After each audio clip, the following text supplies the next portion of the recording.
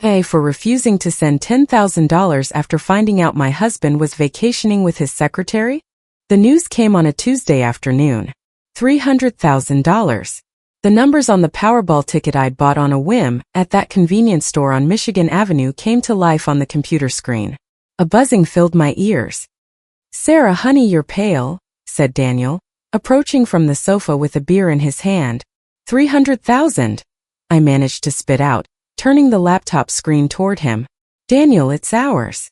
His beer hit the deck floor, spreading a golden puddle under the Chicago sun. He said nothing. He just stared at the screen, then at me, then back at the screen. Then a thick, genuine laugh erupted from his throat. He lifted me up, spinning me around in our living room. "You did it? My wife is a magician," he shouted before kissing me clumsily. "This changes everything, Sarah. The condo, the car, that trip to Japan." We were like that, laughing like fools, planning a future that suddenly seemed crystal clear when the doorbell rang. A short, insistent sound. "Are you expecting someone?" I asked, my head still spinning. "No," Daniel replied, frowning. "At this hour?" I looked at the clock. 7:30. It wasn't a time for visitors. The bell rang again, this time longer. "It's probably Mrs. Peterson from downstairs with another misdelivered package," Daniel said and went to open the door. It wasn't Mrs. Peterson. The figure on the threshold made me hold my breath. A woman with gray hair pulled into a tight bun, dressed in a simple navy blue pantsuit. She held an old rolling suitcase in one hand and a Tupperware container in the other. Her face, thinner and more lined with wrinkles than I remembered, offered a tense smile. "Son," she said, and her slightly raspy voice cut through the hallway. Daniel stood frozen, blocking the door. "Mom, what are you doing here?" For years. It had been 4 years since we had seen Helen, Daniel's mother. She had gone to live in a suburb of Detroit with a sister after her husband's death. The visits grew scarce, then the calls, until an uncomfortable silence settled between us. Daniel said she was a difficult, independent woman. I only remembered her sideways glances during our wedding, as if I were a puzzle she couldn't solve. "Aren't you going to let me in, Daniel?" Helen asked, her smile not reaching her faded gray eyes. Daniel stepped back, making way. Helen entered, left the suitcase by the console table, and walked straight to me. "Sarah, you look so beautiful," she said, planting 2 dry kisses on my cheeks. Her perfume, a scent of old flowers and mothballs, enveloped me. I heard the laughter from the hallway. "Good news, I suppose."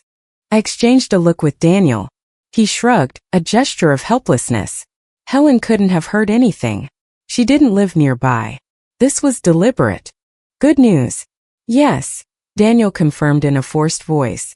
"Sarah won a prize, a little money." "Oh, what a joy!" Helen exclaimed, her enthusiasm sounding as fake as a $3 bill. "That's why I came." "Well, that and because I missed my boy and thought, what better way to celebrate than with a good home-cooked meal?" She held up the plastic container. "I brought a chicken and broccoli casserole. Made this morning with cream of mushroom soup, just the way you like it, Daniel. Your favorite." The already strange atmosphere thickened. She had driven 4 hours with a container of casserole. Daniel seemed just as perplexed. "Mom, you didn't have to go to the trouble." "Nonsense. It's a celebration. Come on, set the table, Sarah. This needs to be eaten hot." Without waiting for a response, Helen headed to our kitchen as if it were her own. We heard her opening drawers looking for plates. Daniel grabbed my arm. "I'm sorry," he murmured. "I don't know what she's doing here. She didn't tell me anything." "She's your mother," I said with more calm than I felt. "It must be because of the prize." "No, she's not like that. Something's wrong."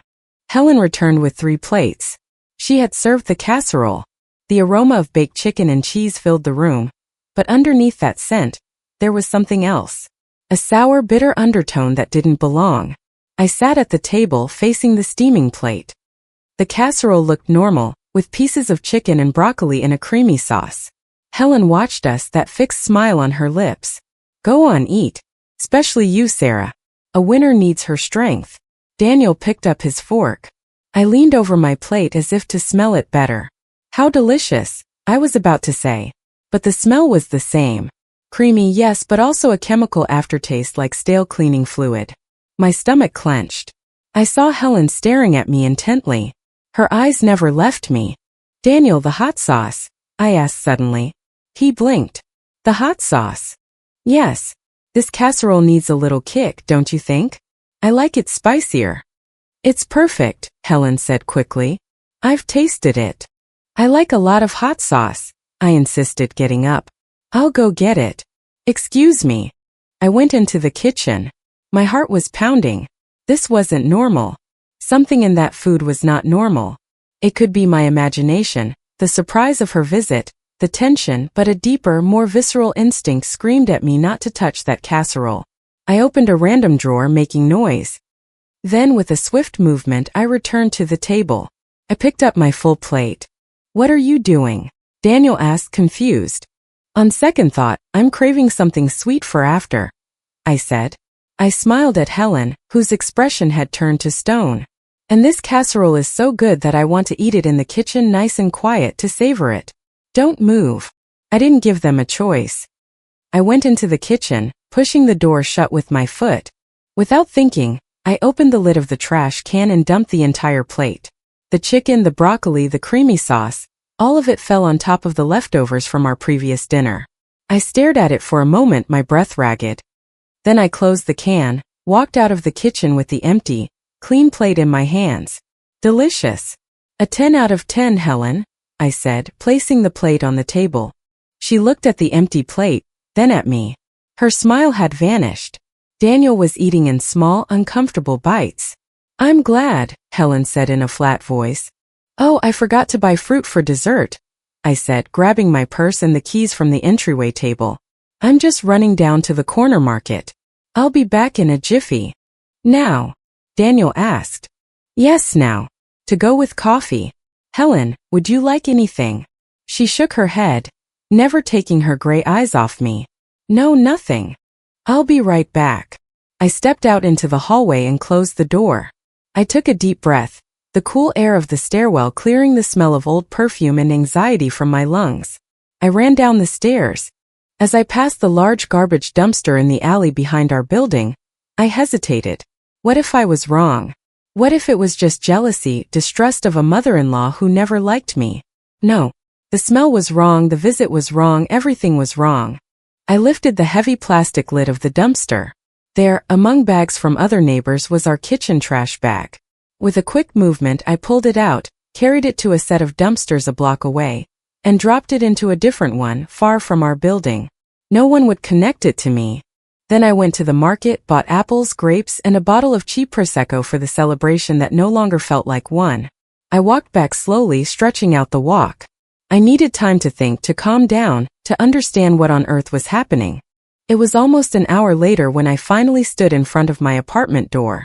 I put the key in, turned it, and pushed.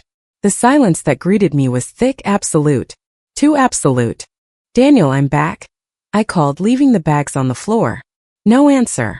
I walked down the hall toward the living room. The table was cleared, the dishes washed. There was no sound. A chill ran down my spine. Daniel. I entered the living room and then I saw it. Helen was lying face up on our rug next to the sofa. Her eyes were open, glassy, staring at the ceiling. A line of thick white foam was coming from the corner of her mouth. Daniel was on his knees beside her, shaking her shoulder, his face a mask of pure terror. Mom, wake up, he cried, his voice breaking. Sarah, call an ambulance. Quick. My legs felt like lead. The world shrank to the image of that woman foaming at the mouth on the floor and my husband's screams. I took out my phone. My fingers were trembling so much I almost dropped it. I dialed 911. Something in my mind, a cold, lucid place, made a connection as I listened to the ringing tone. The casserole, the sour smell, my plate now buried in the trash on a distant street. And Helen, who had said, eat, with that smile especially to me. The shopping bag was heavy in my hand, but it was an insignificant weight compared to the iron knot that had formed in my stomach. I had walked around our Lakeview neighborhood block quite a few times, maybe too many. I needed time to think, for the cold February afternoon air to clear the bad feeling that the casserole's almond-like smell had left me with. Finally, I took a deep breath and went up. The silence upon opening the apartment door was the first thing that hit me. A thick, unnatural silence. I had expected to hear the television or Daniel's voice trying to force a conversation with his mother. "Daniel," I called, leaving the bags in the entryway. Nothing. I crossed the short hallway to the living room, and my blood ran cold. Daniel was on his knees on the rug, pale as wax, holding his mother. Helen lay limp in his arms, her eyes half closed and a thin line of dry drool at the corner of her lips. Her face had a terrifying grayish tint. The table, with the almost empty casserole plates, was a silent witness to the scene. "Oh my God, what's wrong?" I screamed, running toward them. Daniel looked up at me with a desperate, lost gaze. I don't know. We were talking. Suddenly she complained of a sharp pain here. He pointed to his own abdomen, and started having trouble breathing. Then she collapsed. "I've called an ambulance. They said they're on their way." I placed 2 fingers on Helen's neck. Her pulse was rapid and weak, a frantic fluttering beneath her cold skin. "Helen, can you hear me?" I gently shook her shoulder. Not a flicker. The next few minutes were a whirlwind of noise and controlled chaos. The paramedics arrived with contained urgency. They asked brief, sharp questions as they started in 4 and lifted her onto the stretcher. Did she ingest anything? Any medication? Allergies? Daniel, a complete mess, could only manage to say, "We just ate a casserole she made." One of the technicians looked at me. "Did you eat it too?" The simple question pierced me like a knife. I wasn't hungry. I lied, feeling the guilt burn inside me. I had trusted an instinct, and maybe that distrust had saved my life, but now Helen was there, unconscious. What if it had been something natural? A heart attack, a simple case of food poisoning. But I couldn't get that smell out of my head. We followed the ambulance to Northwestern Memorial Hospital. In the emergency room waiting area, time stretched like chewing gum. Daniel paced back and forth, rubbing the back of his neck. "It has to be something in the food. Something spoiled, a bad ingredient. It has to be." He said it like a mantra to convince himself. I couldn't stop thinking about the dumpster in the alley, about my casserole plate wrapped in foil, sinking among the remains of other neighbors. I had to be sure. I had to check.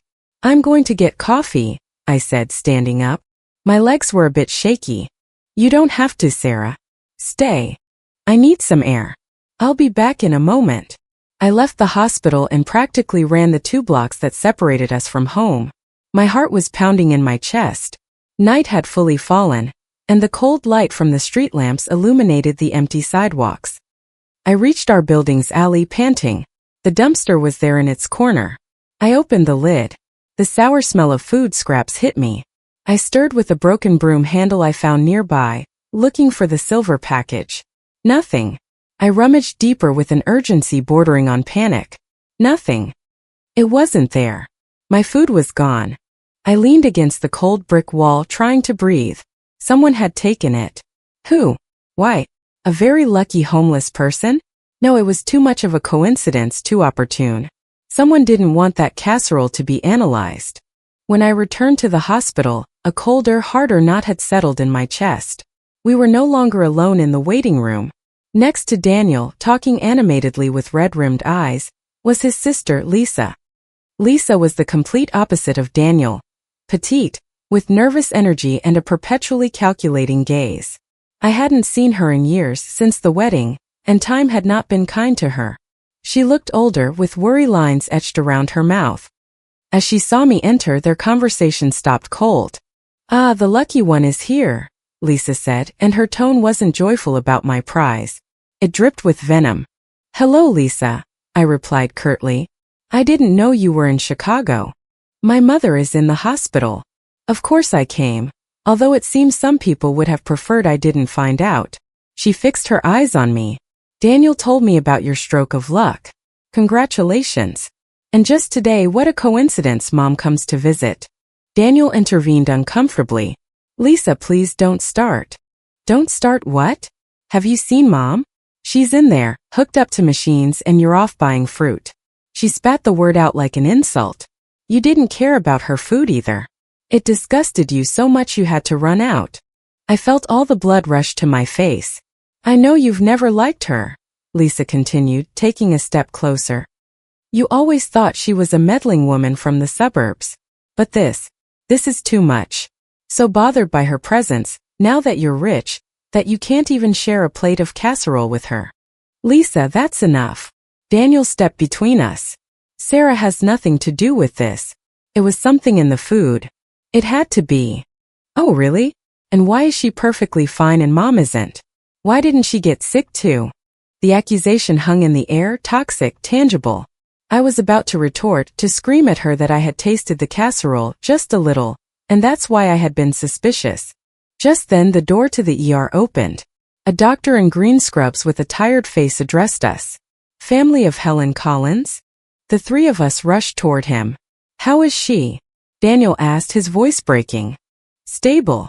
We've managed to control the situation. It was an acute poisoning, quite severe.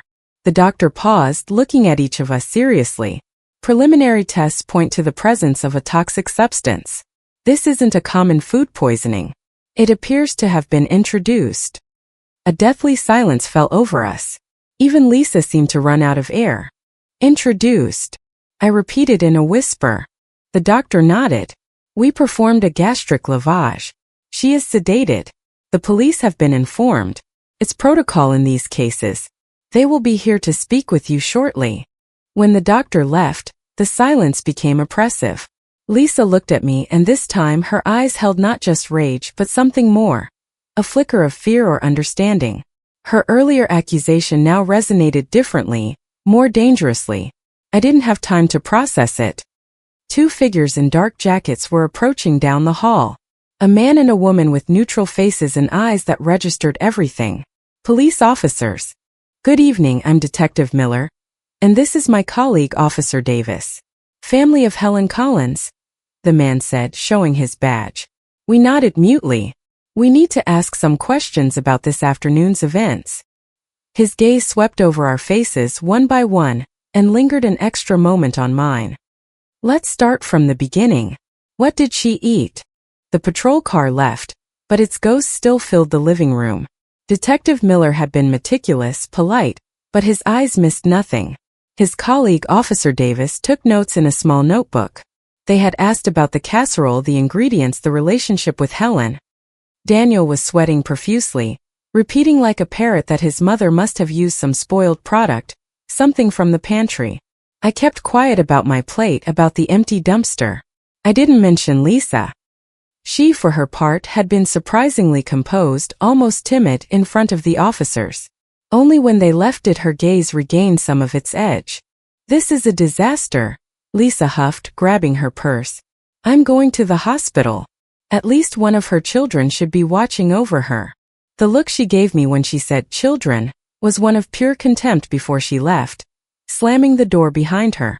Daniel slumped onto the sofa, burying his face in his hands. My God, Sarah, what is happening?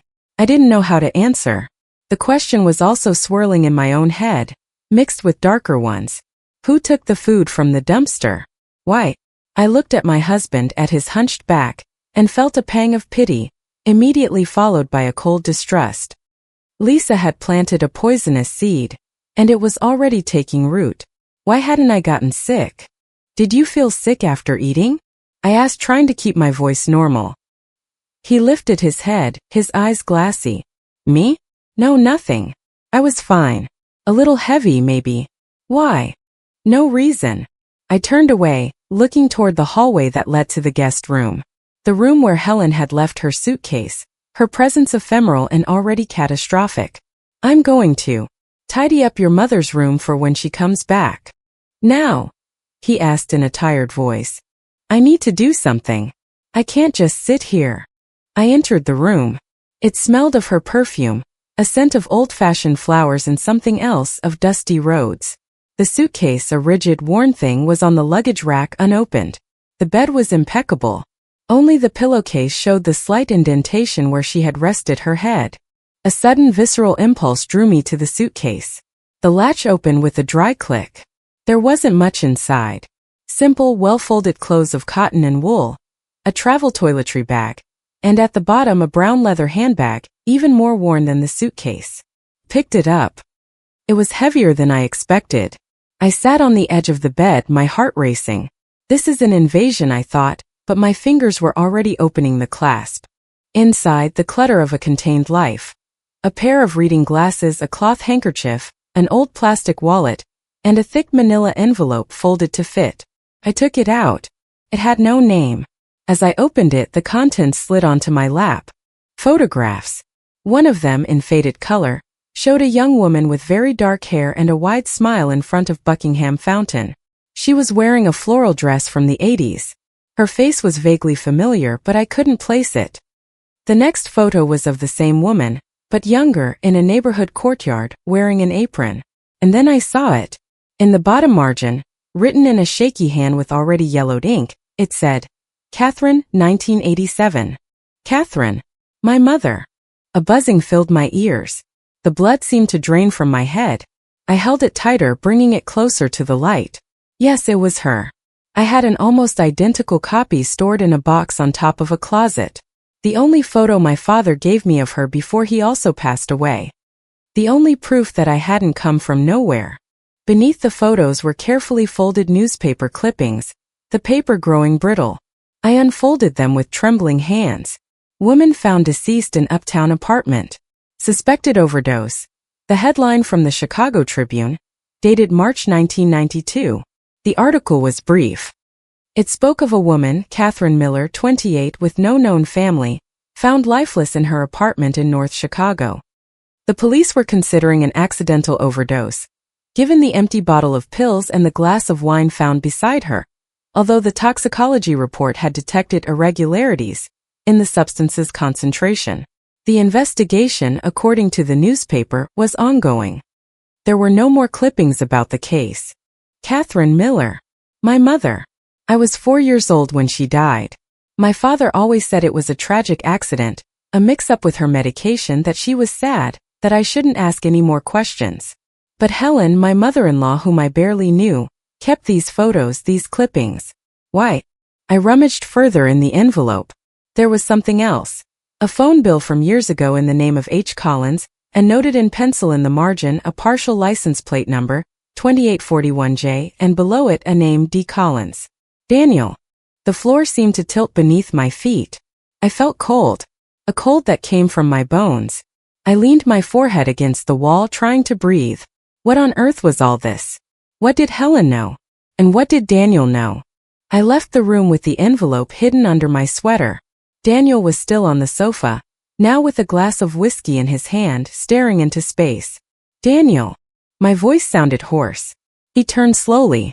I took out the photo of my mother and showed it to him. Do you know her?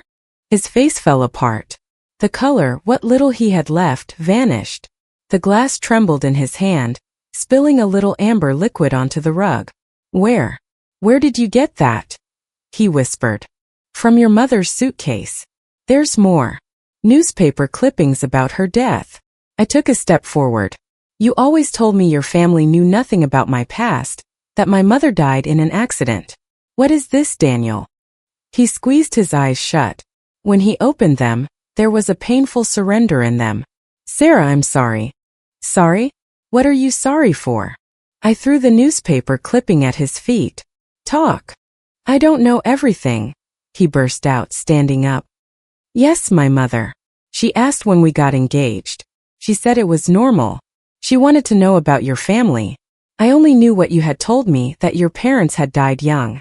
I gave her your last name, your mother's. She became very quiet. She said, what a coincidence. Then a few months later, before the wedding, she called me. She was upset. She told me not to marry you, that she had asked around in her old neighborhood, that she remembered a case, an old scandal, the one about the woman from Chicago who had died, that your mother's death wasn't an accident, that it had been something more complicated. And what did you do? I asked, feeling each of his words like a nail in my chest. I ignored her, he shouted. I thought it was old woman nonsense, jealousy, that she didn't want me to marry a girl with no family, no connections. I loved you, Sarah. I love you. I didn't want anything to darken our wedding. I told her to stop investigating, to stop digging up the past. And she seemed to. Until today. Until this. He pointed to the clipping on the floor. You lied to me. The sentence came out flat cold. To protect you. To protect us. He came closer, trying to take my hands. I stepped back. Sarah, please. This has nothing to do with today with my mother. It's the past. It's the paranoia of an old woman. I looked into his eyes, those brown eyes where I thought I had seen love and honesty for 7 years. Now I only saw fear and evasion. Fear of what? His mother. Me? The past that had just resurfaced? I have to go to the hospital, I said, turning away. I couldn't stay there, breathing the same air as him. Sarah, wait. I walked into the hallway, grabbed my coat, and left without looking back. The streets of Chicago passed by like a blur outside the taxi. The past, the one I never wanted to know about, was hitting me in the face with the force of a hammer. My mother, a possible victim of something more complicated than an overdose. My mother-in-law, silently investigating it for years. My husband hiding it all from me. I arrived at the hospital. Helen's room was semi-private, quiet. She was awake, propped up in bed, connected to IVs and monitors that beeped softly. She looked small and fragile, like a wounded bird. Lisa wasn't there. A nurse was just leaving. Helen slowly turned her head toward me. Her eyes, cloudy from the medication, focused with difficulty. They recognized me. Her lips, dry and cracked, moved. Sarah. A thread of a voice came out. I approached, not knowing what to feel. Rage, pity, fear. Helen, how are you? She made a slight, dismissive gesture, as if her condition didn't matter. With a visible effort, she raised a hand and grabbed my wrist. Her grip, weak but desperate, surprised me. You have to be careful, she whispered, dragging the words. Her gaze became intense, locking onto mine. What? Who did this, Helen? What happened with the casserole? She shook her head, an almost imperceptible movement. No, not the casserole. She swallowed with difficulty. Your mother. Catherine. She didn't pass away from an overdose. Each word cost her a world of effort. I knew it. Someone wanted to silence her. Like Naomi. Who, Helen? Her eyelids were heavy. The medication was overcoming her. But before she gave in, her fingers squeezed my wrist with a final spark of energy. Her voice was just a breath, but the words came through clear, sharp, and chilling, right to the marrow of my bones. Be careful of your husband. Helen's words echoed in my head like the toll of a poisoned bell. Be careful of your husband. I left the hospital, walking like an automaton, the echo of that whisper drowning out the traffic noise of the magnificent mile. Daniel. My Daniel. The man who shared my bed, my dreams, my life. The one who comforted me when my father died. Who celebrated the lottery win with me with sparkling wine and genuine laughter. Or so I had thought. I wouldn't believe it. But the lie about my mother was real. He had hidden it. What else was he hiding? Instead of going home, I went to a nearby cafe. An anonymous place with laminate tables. I needed to think, away from his eyes. I ordered a black coffee that grew cold, untouched. I took out my cell phone, an older smartphone that felt as heavy as a brick, and opened my banking app. With trembling hands, I typed in my password. I scanned the recent transactions. Mortgage, bills, groceries. And then transfers. Several of them from 3 months ago. Always on the same days, around the 20th. Significant amounts. $3,000, $2,500, $4,000. To the same account, an account I didn't recognize. The balance in our joint account, the one we funded with our salaries, mine as an assistant in a small real estate agency, his as a salesman, was much lower than I remembered. The last transfer for $5,000 had been just 15 days ago. Right after I had excitedly mentioned that I was thinking of buying us a better car with some of the prize money. A chill ran down my spine. $300,000 was a lot, but it wasn't infinite. Daniel knew I planned to go to the bank the next morning to manage the deposit. He had been bleeding our account dry before the prize even arrived. I logged off. The coffee tasted like ash. I paid and went out into the street. The night was cold, but I was burning inside. The pieces were starting to fit together, forming a horrifying picture. Debts, lies, and now a warning from a hospital bed. Daniel wasn't home when I arrived. I left a brief note in the kitchen, went for a walk to clear my head. We'll stop by the hospital later. Not a complete lie. I went directly to a prepaid phone store on Clark Street. From a back corner I called Lisa. I had her number written in my address book, though I never used it. She answered on the third ring. Yeah. Her voice was tired, defensive. Lisa, it's Sarah. I need to talk to you. A silence. We've talked enough. My mother is sleeping. Not about your mother. About Daniel. Another more eloquent silence. What about my brother? Can we meet somewhere neutral? Now. She hesitated. I don't know. Please, Lisa. I tried to make my voice sound vulnerable, scared. It wasn't hard. I'm worried about him. About everything. She sighed on the other end of the line. There's a bar, the corner tap, near the hospital. In half an hour. The bar was small with dark wood and the smell of fried food and coffee. Lisa was already at a table in the back with a half-full cup of coffee. I sat across from her without taking off my coat. What do you want, Sarah? I have things to do. I looked at her directly. Do you know about any money problems Daniel is having? She didn't flinch, just raised an eyebrow slightly. Money problems? You live modestly like everyone else. Why are you asking this now? I've seen movements in the account. Large transfers these past few months. She picked up her spoon and stirred her coffee slowly. And what does that have to do with me? Your finances are your own business. You didn't seem to think so yesterday, when you accused me of trying to get rid of your mother now that I'm rich. I used her own words like a whip. Lisa flushed slightly. I was upset.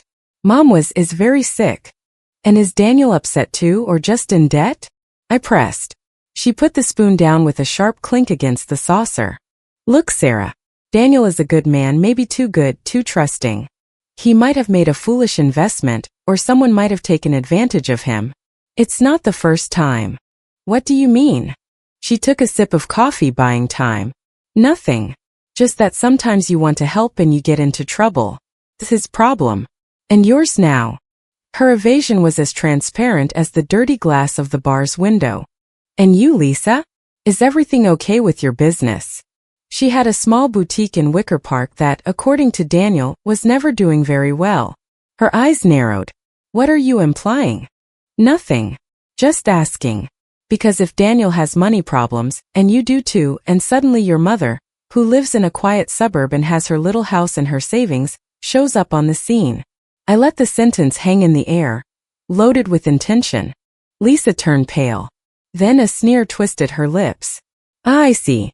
I'm not just a jealous witch, but a potential poisoner too. What a lovely family you've ended up with, Sarah. Congratulations. She stood up, grabbing her purse. My mother has her moments. Ever since my father died, she sometimes loses her grip. She invents stories. Sees ghosts where there are none. Ask Daniel about her theories about your mother, if you don't believe me. She went crazy with that topic years ago. She looked toward the street, avoiding my eyes. Maybe yesterday in the kitchen something snapped. Maybe she got confused. With age and with envy, strange things happen. Envy. The word caught me by surprise. Lisa shot me a final look filled with something that could have been pity or disdain. Of your prize, you idiot. Of your life here in the city with her son. She was left alone in a dusty suburb counting pennies. Don't underestimate what envy and resentment can do, Sarah.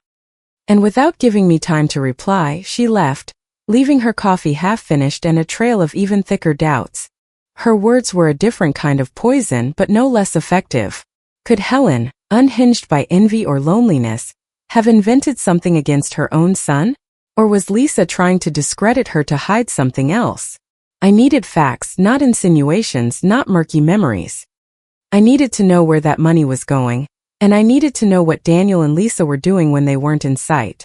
The next day, after a sleepless night of eloquent silences with Daniel, I made a call from work.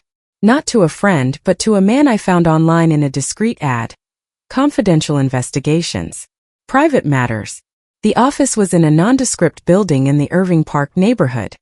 A man in his 50s, in a slightly wrinkled suit and with a tired but attentive gaze, listened without blinking as I told him an edited version, marital distrust, suspicious transfers, a possible affair. I need to know who this account belongs to, I said, passing him a piece of paper with the number I had copied from my banking app. And I need to know if my husband, Daniel Collins, is meeting with anyone regularly, especially his sister, Lisa Collins. The detective, who introduced himself as Frank, nodded without asking unnecessary questions. $400 a day plus expenses. Preliminary report in 48 hours. 2 days later, back in the same office smelling of cold coffee, Frank slid 2 grainy black and white photographs across the desk. The first was a document. The account was in the name of a company, Stide Investments LLC. A shell corporation, as he explained. Impossible to trace the real beneficiary without a court order. The second photo took my breath away.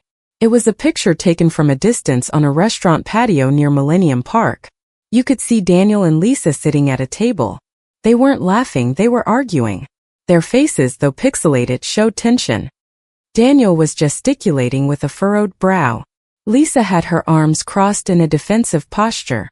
On the table between them were papers, and next to Lisa, leaning against a chair, was a large open purse. Sticking out of it, you could just make out the corner of what looked like a blue ring binder.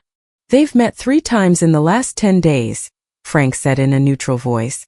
Always in public places, but far from their homes or workplaces. They seem to be negotiating. And Stide Investments? The detective cleared his throat. That's more complicated. But looking at the movements, it's an account that receives money and takes it out almost immediately. To pay debts, probably. Gambling debts, Mrs. Collins. Sports betting, online poker.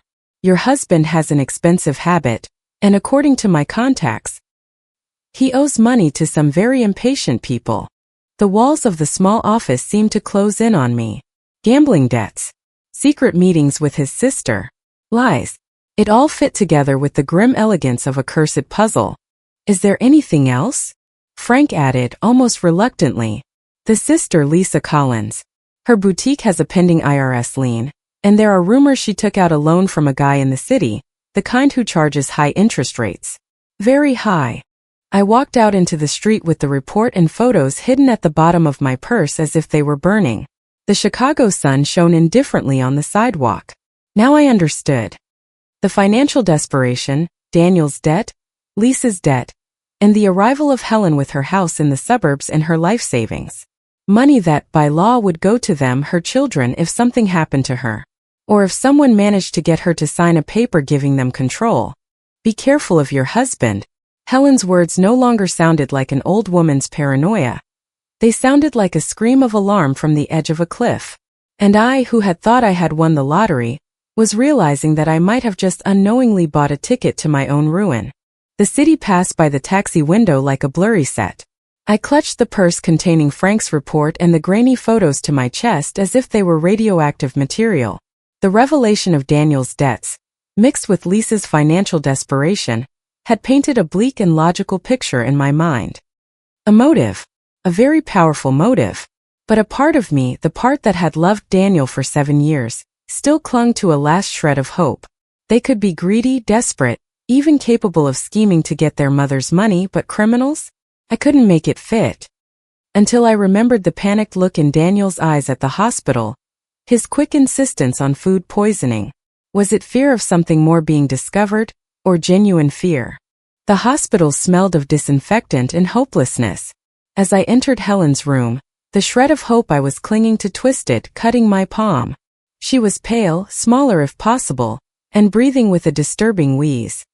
A new machine had appeared beside her, with graphs that rose and fell like the heartbeat of a wounded bird. Lisa was sitting in a chair by the window, and when she saw me enter, her expression shut down like a slammed door. "What are you doing here?" she whispered, her voice full of contained rage, so as not to disturb the nurse adjusting and for drip. "She's my mother-in-law, just as you are her daughter," I answered with a coolness I didn't feel. I approached the head of the bed. "Helen." Her eyelids fluttered, but they didn't open. An unintelligible mumble escaped her lips. "She's worse," Lisa said from her corner.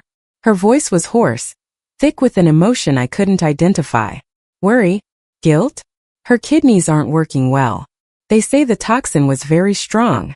She looked at me directly, defiant. A toxin that someone put in her food. I ignored the provocation. I leaned over Helen, pretending to straighten her sheet. Helen, it's Sarah. Can you hear me? Her fingers, traced with blue veins, moved on the blanket. One of them, the index finger, flexed slightly, brushing the back of my hand. Then, with infinite effort, it began to move slowly, tracing something. A sign. A key. She drew the shape of an old-fashioned, toothed key on my skin. Then her fingers dragged a few inches until they rested very lightly on the edge of my purse, which was hanging from my shoulder near her arm. Her eyes opened for just an instant. The look she gave me was one of absolute urgency, a final, desperate plea. Her lips formed without sound one word, bank. Then she sank back into unconsciousness, her breathing even more labored. My heart slammed against my ribs. A key. A bank. Lisa, on the other side of the bed, didn't seem to have noticed anything. She was staring at the monitor, biting her lower lip. I have to use the restroom, I said, my voice strangely calm. I'll be back in a moment. In the bathroom on that floor with the door locked, I frantically searched my purse. Nothing. Then I remembered her touch, her insistence. I examined the outside, the seams. Nothing. Then, in a small side pocket, one I rarely used and that sometimes got stuck, I felt a strange lump. I slipped my fingers inside and pulled out a small paper envelope, folded several times. Inside, cold and hard, was a small metal key, the kind for a safe deposit box. Taped to it with a piece of medical tape was a small piece of paper with a number written by hand, 214. And a name, Chase Bank, Michigan Avenue Branch. Helen had passed it to me. Sometime between when she took my hand and when she rested her fingers on my purse, she must have had the key hidden in her fist and slipped it inside. A desperate act of sleight of hand. A final message. I didn't go back to the room. I hurried down the stairs, went out to the street, and hailed another taxi. Michigan Avenue, the Chase Tower. Quickly, please. The Chase Bank on Michigan Avenue was a solid stone building that inspired ancestral confidence. Inside, the air was quiet. It smelled of new paper and stillness. I showed the key to a clerk. I have access to safe deposit box 214. It belongs to my mother-in-law, Helen Collins. She's hospitalized. She has authorized me. The clerk, a middle-aged man with glasses, looked at me cautiously. I would need written authorization, ma'am. There's no time, I said, and the desperation in my voice must have sounded real. She's in critical condition. It's an urgent family matter. Can you call Northwestern Memorial Hospital? Ask for the patient, Helen Collins. But please, it's important. He hesitated. He looked at the key, then at my face, which must have reflected a mixture of panic and determination. Maybe he saw something genuine, or maybe protocol didn't cover situations like this. Come with me. He led me to the vault, a reinforced room with rows of small numbered doors. He inserted his master key into the lock of 214, and then I inserted mine. A satisfying click. The small metal door opened. The clerk retreated with a discreet nod, leaving me alone with the rectangular opening. Inside, there were no jewels or wads of cash, just a large, thick manila envelope. I took it out with trembling hands. It was closed but not sealed. Inside were two documents. The first was a paper with the letterhead of a lawyer from a suburb of Detroit. It was a will dated just 3 weeks ago. I read it twice, unable to process it. In it, Helen Collins, in full command of her faculties, revoked any previous will and left the entirety of her assets. Her house, a small plot of land, her savings, her few pieces of jewelry. To me, Sarah Miller, her daughter-in-law. A single clause established a small symbolic legacy for her children Daniel and Lisa. The sum of $1 to each, as a sign of my express will to disinherit them for their conduct. The floor seemed to sink beneath my feet. I leaned against the cold wall of the vault. She had disinherited them, left them with $1 and gave everything to me. Why? Why me? The person she barely knew. The second document was a handwritten letter on several pages, addressed to me, in a neat but firm script. I began to read, and the air caught in my lungs.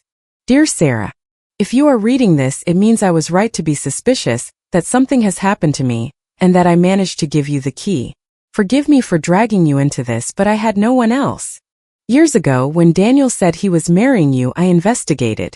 Not out of malice, but out of an old woman's habit. Your last name, Miller, sounded familiar, and I discovered the truth about your mother, Catherine. Her passing was not an accident. I was living in Chicago then, working as a housekeeper. One of the homes where I worked was next to hers. I knew her by sight.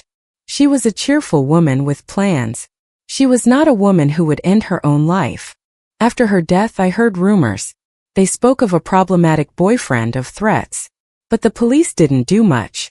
It was a different time. When I learned you were going to marry my son, I tried to warn him. I told him to be careful, that the past sometimes comes back. But he wouldn't listen. He was blinded by you or the idea of you. The problem, Sarah, is not the past, it's the present. Daniel is not the man you think he is. He has a vice, gambling, that is consuming him. And Lisa is just as deep in it as he is. Months ago they started pressuring me, first with calls asking for money, then with visits. They wanted me to sign a power of attorney so they could manage my assets, to help me. I refused. Then the last time they came together a month ago, the argument was bad. Very bad. Lisa screamed that I was a selfish old woman, that I would die alone, clinging to my money. And Daniel said nothing. He just looked out the window. But his silence was the worst part. They think I don't know, but I heard Lisa talking on the phone in the yard. She was talking about speeding things up if I didn't sign, about how a domestic incident involving an elderly woman wouldn't raise suspicion. I thought it was just bluster until I decided to come to Chicago.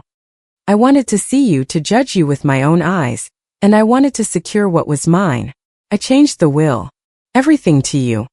Because I know they don't deserve it, and because, in a way, I feel I must compensate for the pain that his family, my family, has caused you, even if it has nothing to do with your mother. If you are reading this, be very careful. Do not trust them. Keep these papers safe. And Sarah, I'm sorry. I'm sorry for everything. Sign, Helen. Tears blurred the writing. They were not tears of sadness but of rage. A cold glacial rage that spread from the center of my chest to the tips of my fingers. These weren't theories or a detective's suspicions. This was Helen's written confession. Her will, both literal and figurative, was a brutal accusation. Daniel and Lisa, her own blood, not only wanted her money, they talked of speeding things up, of incidents. And she, terrified, had changed her will in my favor, unintentionally making me their next obstacle and perhaps their next target. I carefully folded the documents, put them back in the envelope, and then inside my purse in the zippered inner compartment. The key to the box went back into its secret pocket. I walked out of the bank. The daylight seemed too bright, too normal. People were strolling, laughing, running errands, and I was carrying proof in my purse that my husband and my sister-in-law might be capable of a serious crime, or at least of plotting one. Had they gone so far as to poison her? Who had access to the casserole? Lisa wasn't at the house until later. Daniel. Yes. And I had left. Be careful of your husband. Now I understood the warning. It wasn't just about the past. It was about the present. About my future. I checked my watch. Helen was still in the hospital fighting. What if she woke up and told everything? What if she didn't? The documents were my protection but also my condemnation. If Daniel and Lisa discovered the existence of that will, I would be next on the list. I had to confront him. I had to hear it from his own mouth, but I couldn't do it without more concrete proof than a piece of paper. I needed to know the truth about the casserole, about who had retrieved it from the dumpster, about the poison that wasn't on my plate but was in Helen's body. I reached into my purse, my fingers brushing the cool plastic of my cell phone. I wouldn't call the police. Not yet. First I needed a confession. Or a trap. I looked out at the street, searching for another taxi. I wasn't going to the hospital. I was going home. I was going to set the stage. The game had changed, and now I had the masterstroke hidden in my purse. I just had to decide how and when to play it. The taxi ride home was a journey through a nightmarish landscape. The buildings of Chicago, familiar and solid, seemed like painted, insubstantial scenery. In my purse, the envelope from the safe deposit box burned like a hot coal. Helen's words danced behind my eyelids. They think I don't know. Talking about speeding things up. An incident. I climbed the stairs of our building with legs of lead. As I put the key in the lock, I noticed the door wasn't bolted. Inside, the television was on in the living room, emitting the indifferent murmur of an afternoon show. Daniel was on the sofa, leaning forward, his head in his hands. Next to him on the small table was an empty glass and the whiskey bottle, also half empty. I closed the door with a sharp slam. He shot up as if he'd been shocked. His eyes were bloodshot, his face a mask of exhaustion and something else. Fear. Guilt. Sarah, you were at the hospital. How's my mother? His voice was hoarse, forced. I placed my purse carefully on a chair, never taking my eyes off it. Stable, I lied. I didn't know how she really was, and at that moment I didn't care. We need to talk, Daniel. He took a deep breath as if bracing for a blow. Yes, of course. Sit down. I'd rather stand. I planted myself in the middle of the room, crossing my arms. The 10 feet between us felt like an abyss. I went to the bank. He blinked slowly. The bank? For the prize money. No, for something else. I took the manila envelope out of my purse. I didn't pull out the papers, just held it in my hand. For your mother's safe deposit box. The color completely drained from his face. He staggered to his feet. What? How? She gave me the key. At the hospital before she got worse. Each word came out cold, sharp. There's a new will, Daniel. Dated 3 weeks ago. And a letter. For me. He brought a hand to his mouth. His wide eyes darted from the envelope to my face, searching for a crack, a fissure where he could slip in a lie, an explanation. He didn't find one. What? What does it say? The question was a barely audible whisper. That she's disinheriting you and Lisa. $1 for each of you. She's leaving everything to me. I watched as each word hit him like a punch.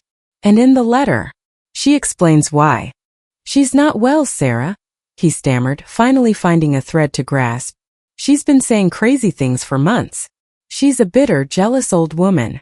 Jealous of what? I took a step forward. Of your debts? Yours and your sister's? Of the secret meetings to decide how to get her money. He recoiled as if I had pushed him. What? What are you talking about? This. I finally shouted, letting out the rage that was boiling inside me. I took the detective's photos out and threw them at him. The pictures fluttered to the rug, showing him and Lisa on the patio. Arguing. Stide Investments.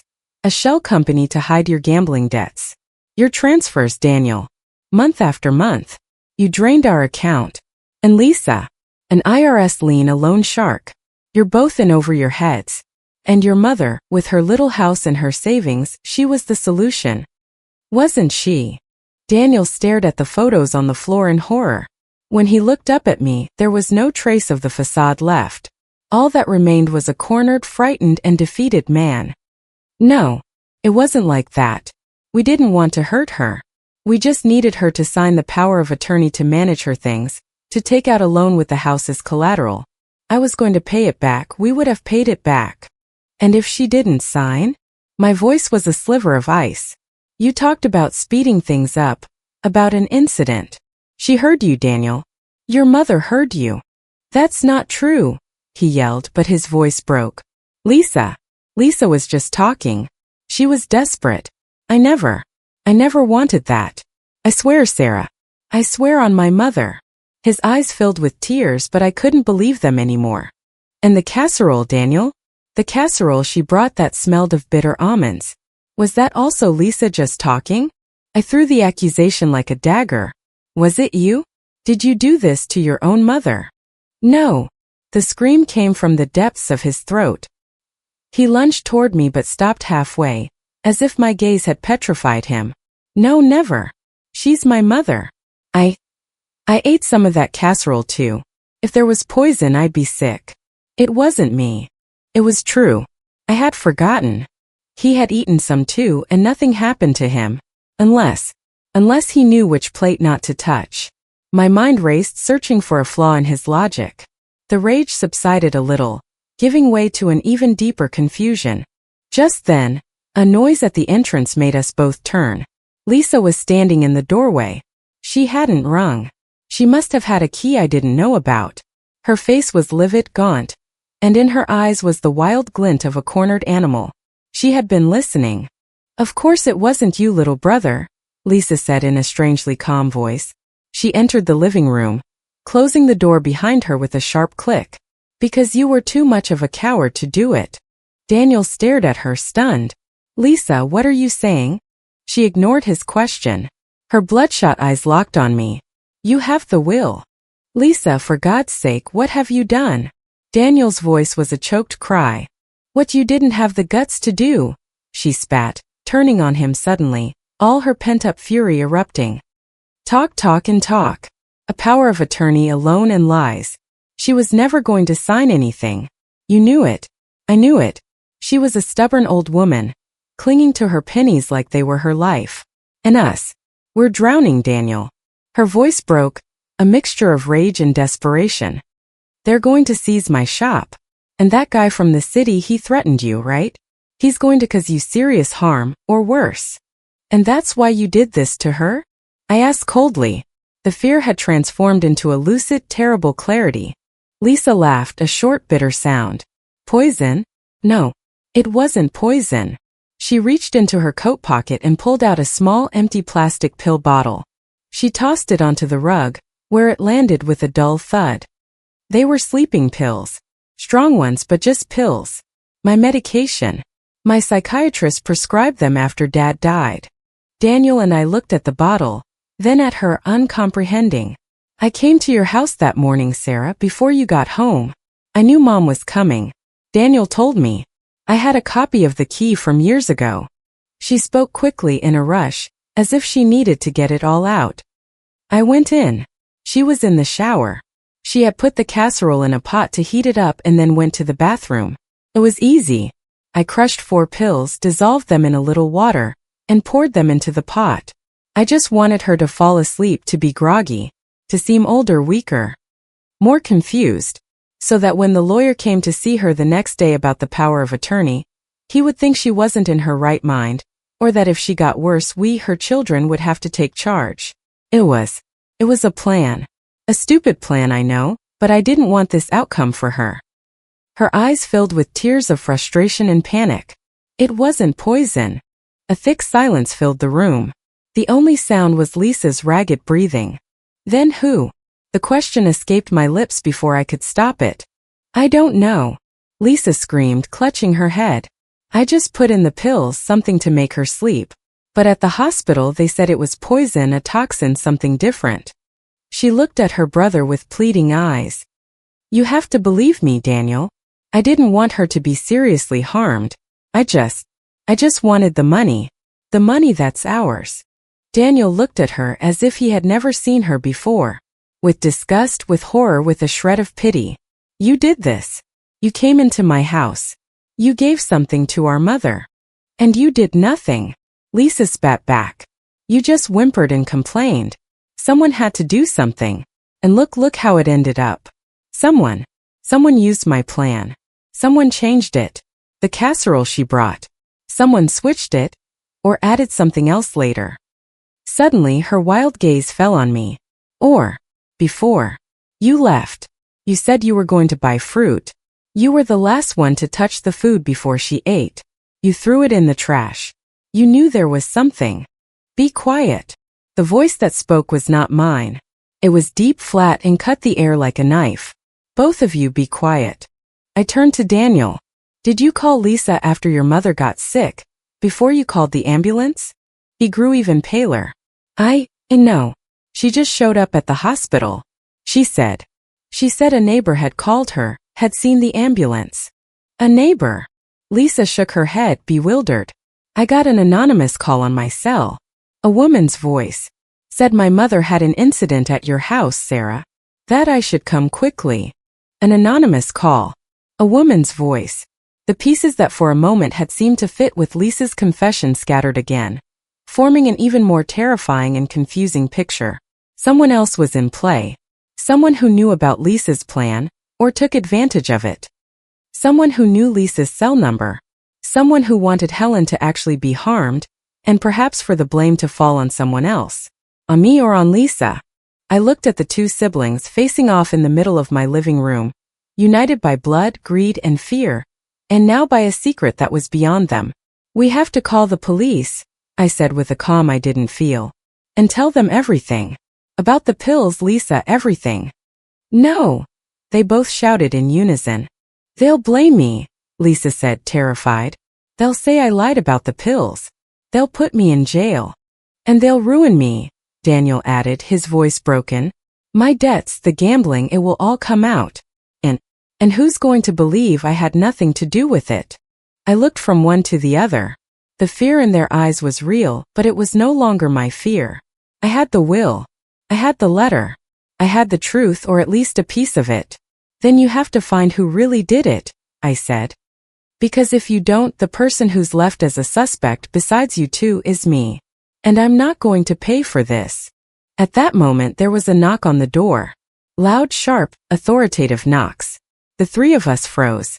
A few seconds later the knocks repeated louder. "Police! Open up, please." Daniel and Lisa looked at each other, gripped by panic. I took a deep breath, adjusting my sweater. The smell of bitter almonds, of lies and fear filled the room. But now, finally, there was a light at the end of the tunnel. A light as cold and hard as the steel of a pair of handcuffs.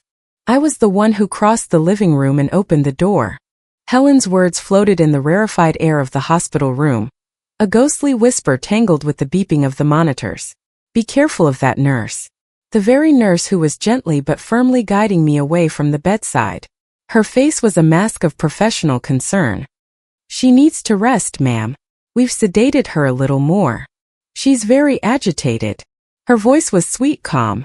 She wore a name tag on her chest. Jessica RN. Jessica. A common name, a common pleasant face. Around 30-something, brown hair in a low ponytail. Nothing sinister. Was she the one Helen meant? Or was it a generic paranoid warning, a product of the medication? I went out into the hallway, trembling inside. Lisa's confession, the debts, the will, the photos of my mother, and now this. Too many intersecting lines. I needed to talk to someone who wasn't mired in this family swamp. I took out my phone and dialed Detective Miller's number. Half an hour later, we were sitting in an empty consultation room, a cold space with a laminate table and 2 chairs. I told him everything. Lisa's confession about the pills, the anonymous call she received, the disappearance of the casserole from the dumpster, and finally Helen's warning, her last words. Miller listened in silence, taking occasional notes. When I finished, he put his pen down on the table. "This is a very tangled web, Mrs. Collins. But one thing is becoming clear. There were 2 interventions, your sister-in-law's with the sleeping pills, and someone else's with cyanide. Someone who perhaps knew of Ms. Lisa's plan and took advantage of it, or who acted on their own." He leaned forward. "Your mother-in-law's warning. Be careful of that nurse. Do you have any idea who she might be referring to?" "No, I only know the ones who come in and out. One is named Jessica." He wrote down the name. "We'll verify all the staff on the floor who have attended to your mother-in-law. But cyanide isn't something that's easily administered. The casserole was the initial delivery method. Yes, but the blood tests show a peak concentration several hours after ingestion, which is inconsistent with only what was ingested. The forensics team believes there may have been a second intravenous dose. Right here in the hospital." I felt dizzy. Here? In the hospital? It's a possibility that someone introduced the toxin directly into her 4 drip. He stood up. "We need the access logs for the room, the records of who handled the 4, and I need to speak with your husband and sister-in-law again. Separately." While Miller got to work, I stayed in the room, overwhelmed. If the poison was administered in the hospital, Lisa couldn't have done it. She was with us or at home or hysterical in some bar. And Daniel. Daniel had been at the hospital, yes, but only in the waiting room, pacing.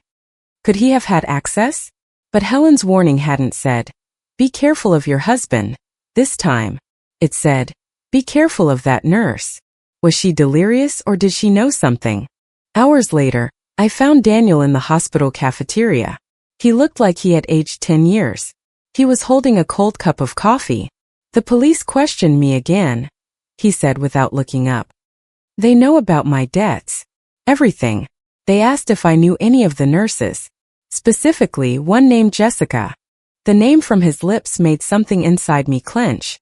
And do you? He turned pale. A slight nervous tick twitched his eyelid. Why would I know a nurse? Daniel. My tone left no room for evasion. He closed his eyes. Years ago, before I met you, I dated a girl. Her name was Jessica. She was a nurse, I think. It was brief. Ages ago. Jessica what? I don't remember. Smith maybe, or Davis. What does it matter? He opened his eyes, defiant, but fear lurked in their depths. It has nothing to do with this. What if it does? I leaned across the table. Your mother said to be careful of the nurse just before they sedated her. Why would she say that?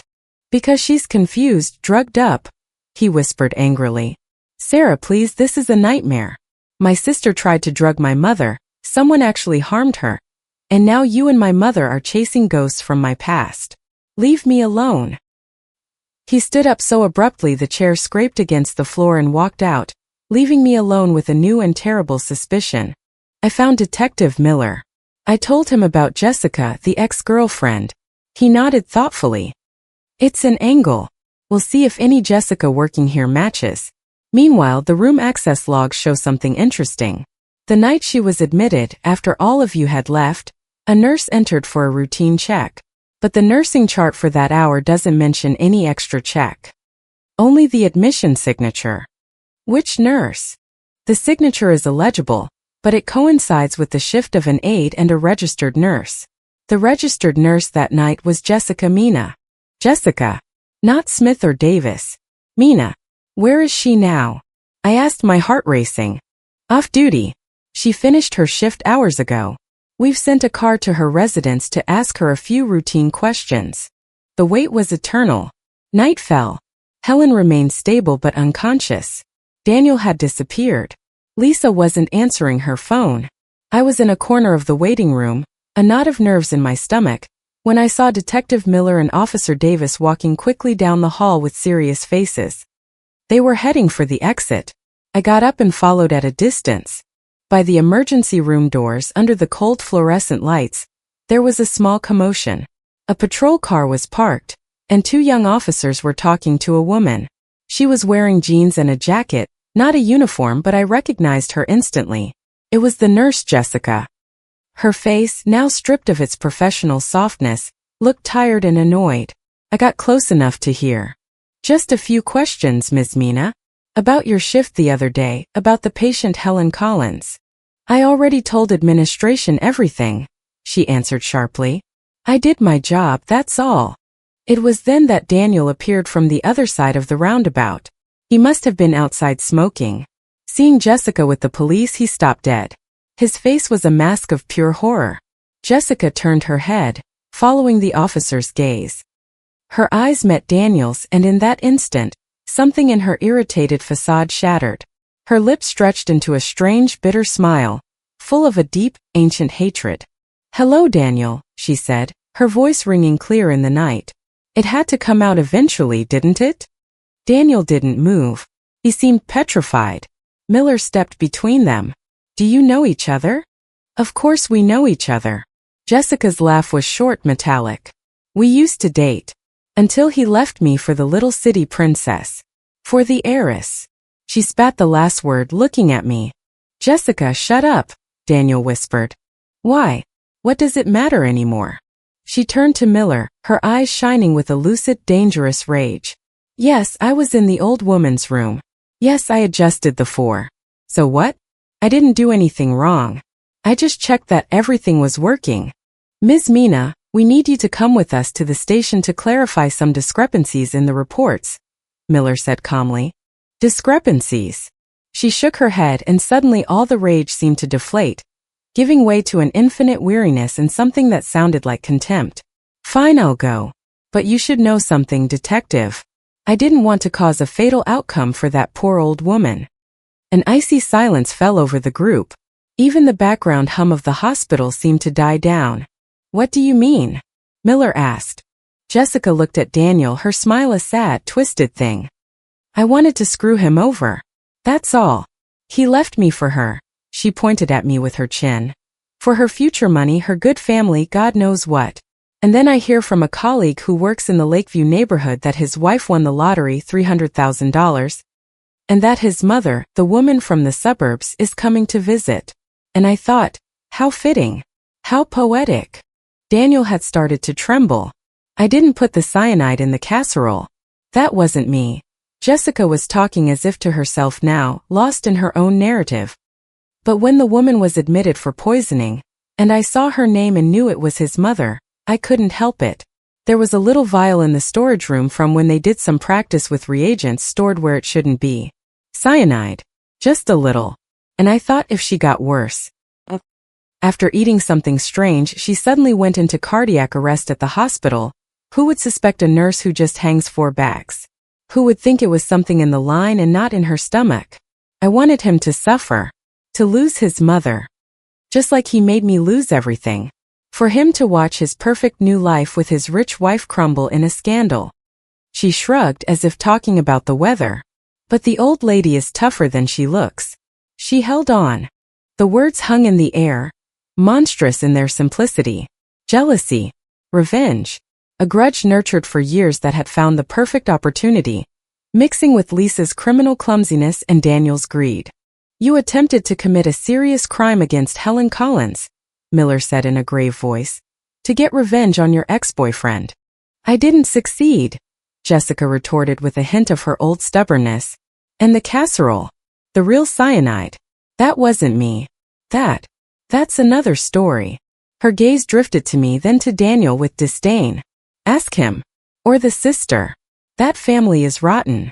The officers led her toward the patrol car. She didn't resist. Daniel was still frozen, staring at the floor, unable to look up. I watched him and no longer felt rage or even pain.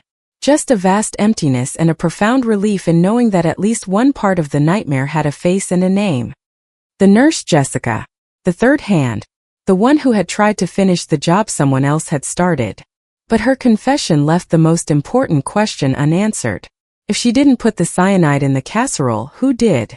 The arrest of Jessica Mina was like opening a window in a gas-filled room. It cleared part of the atmosphere, but the foul smell, the real poison, was still there, permeating everything. She was in custody, admitting to trying to inject cyanide into Helen's 4 out of pure revenge against Daniel. But the forensic experts were adamant. The lethal dose, the one that almost ended Helen's life, had been ingested hours earlier in the casserole. Jessica's attempt at the hospital was a clumsy, failed follow-up.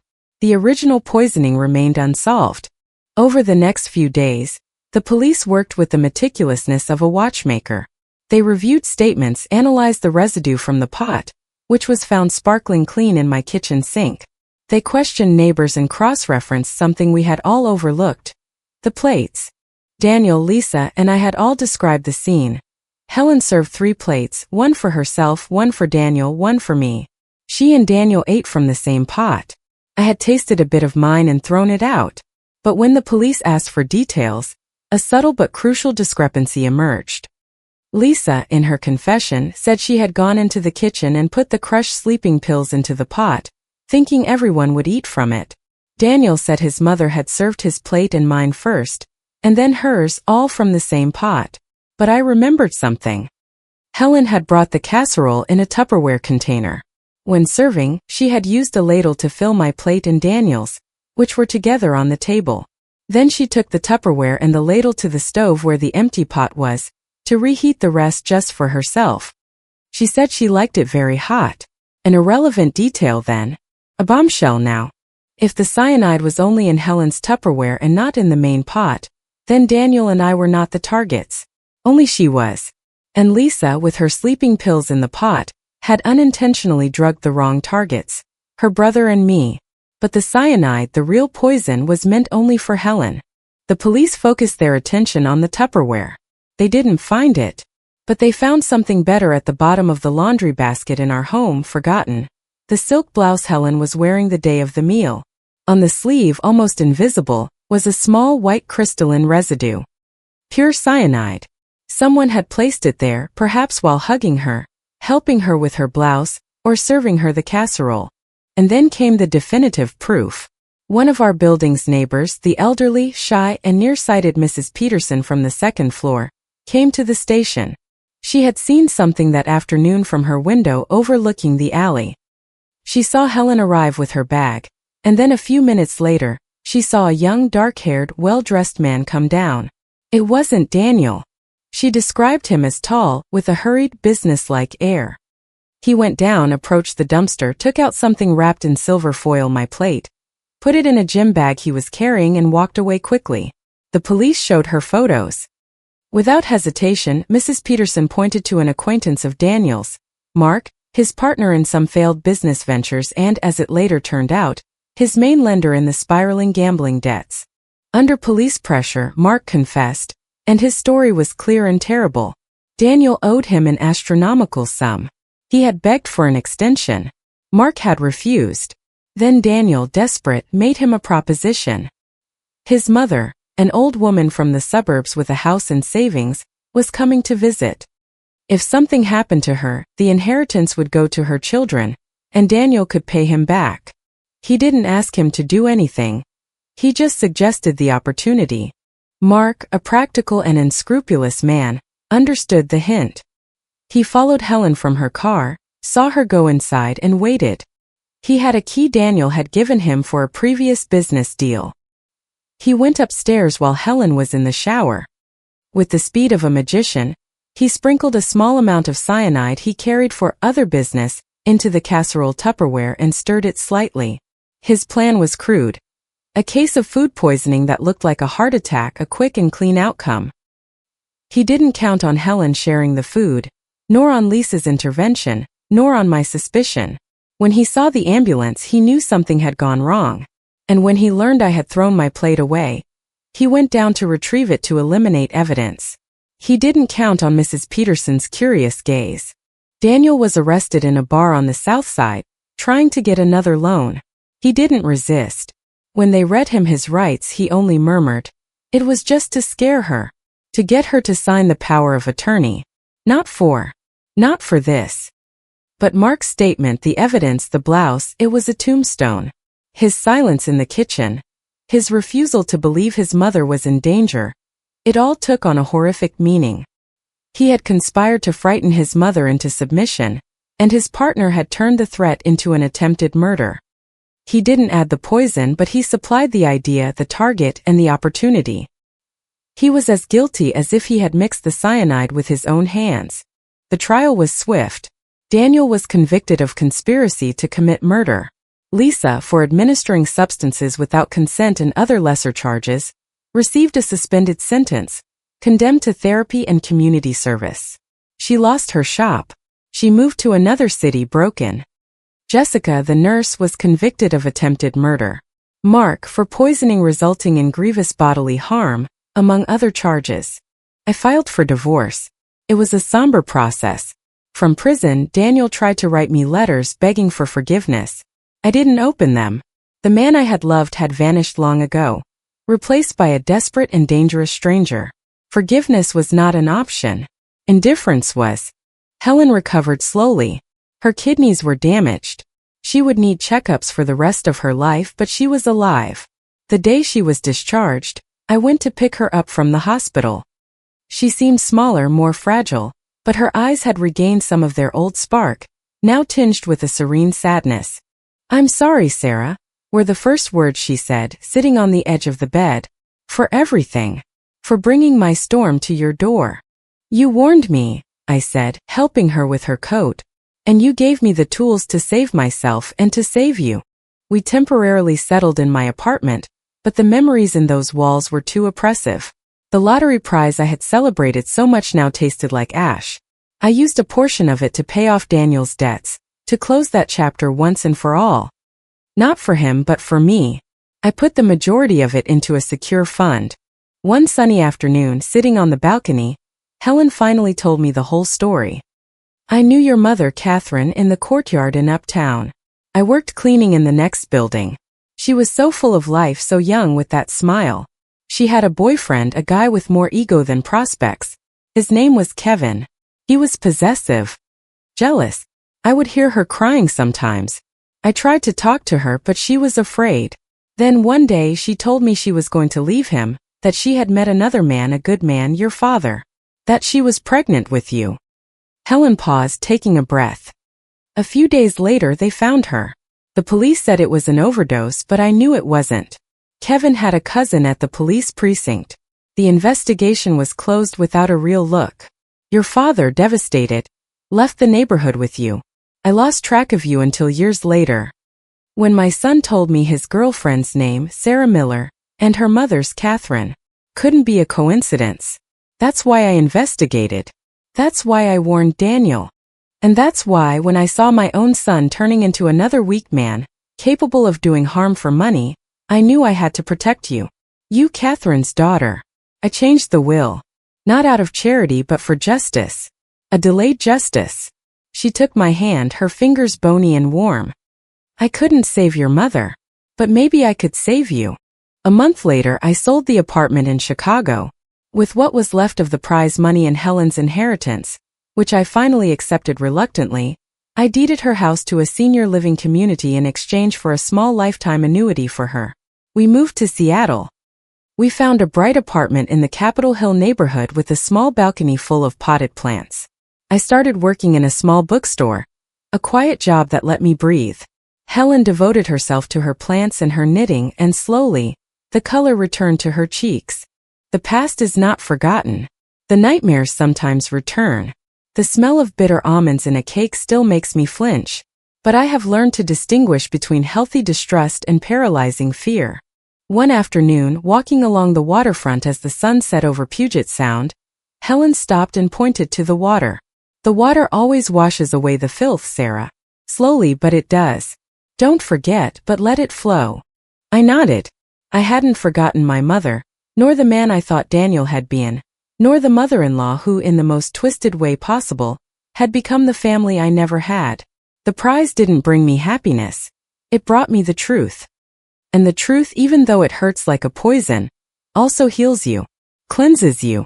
It lets you start over with your eyes wide open, knowing that betrayal and loyalty can sometimes live in the same house, separated only by the thickness of a plate of casserole. Did you enjoy this story? Leave a comment and hit the subscribe button to support the channel. More tales are on the way.